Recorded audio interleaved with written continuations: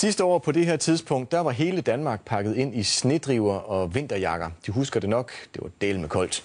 Men i år har foråret meldt sin ankomst allerede nu i marts, og det har sat gang i naturen i utide. Her har vi en kæmpe plamage af æg, og jeg vil tro, de er fra spidsen ud frø. Lige under solen, lidt uden for Gammelry. Jo, der var en frø derude. På afstand af vinteren er det tid til at fastfryse foråret. Mathias Holm er 17 år og hobbyfotograf. Lige snart du kommer ud i solen, så er der chance for at se noget. Og så er han i gang med at spotte sin helt store interesse, krybdyr og padder, særligt tidligt i år. Det er meget tidligere end normalt. Lidt derfra går en naturvejleder og undrer sig over forårets 20-start. Så der står gule anemoner også udsprunget. Det kommer bag på Jan Kjærgaard, at naturen er vågnet fra sit dvale i utide. Gule anemoner, det er nok i hvert fald 3 uger for tidligt.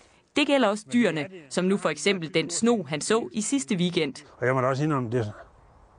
Nu, en hugorm OK, det har været i orden, det har været normalt, men ikke en sno. Foråret har altså sniløbet både dyr og planter. Så prøv lige at se her. Brosse skal blomstre i april. Den skal ikke blomstre nu. Og selv nattefrost sidst på ugen kan ifølge Jan Kjærgaard ikke ødelægge blomster eller gøre livet surt for dyrene. Faktisk kan nogle ugers solskinsforspring være en fordel for dyrene. For alle de dyr, der skal yngle, der er det en kæmpe fordel. For når man yngler tidligt om foråret, det er netop for, at ungerne skal være hurtigt udviklet og have en god, lang eftersommer til at vokse store og stærke inden vinteren og den svære tid kommer. Tilbage hos Mathias Holm. Jeg har lige fundet et markfiben. Det er en af de krybdyr i Danmark, der er mest sjældent.